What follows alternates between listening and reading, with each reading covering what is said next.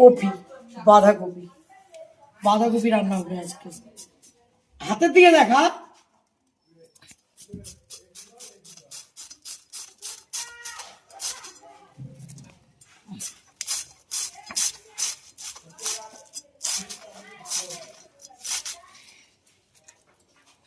আর কি রান্না হবে?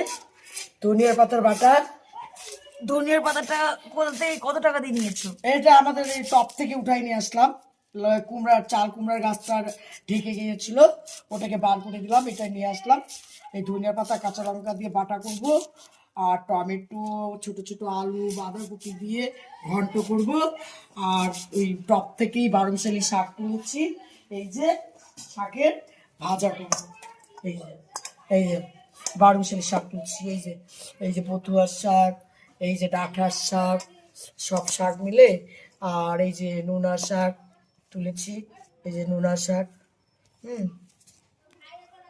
এই যে নোনা শাক তুলেছি, আর এই যে ডাঁটার শাক তুলেছি, হ্যাঁ।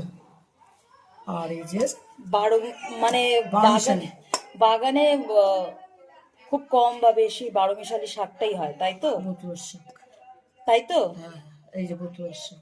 বাহ। এটা মিক্সচারিং ভাজা করব, বাঁধাকপির ঘন্ট করব, ধনিয়ার পাতার বাটা করব, হ্যাঁ। আজকে এই খাবার বন্ধুরা, আর কিছু নাই।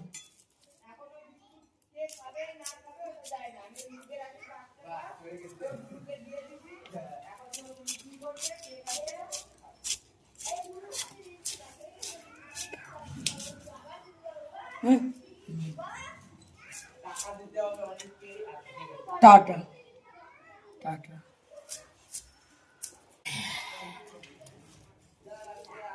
বাঁধাকপি অল্প একটু হয়ে যাবে তো, একটা কপি, এই জন্য দুটো রান্না করবো।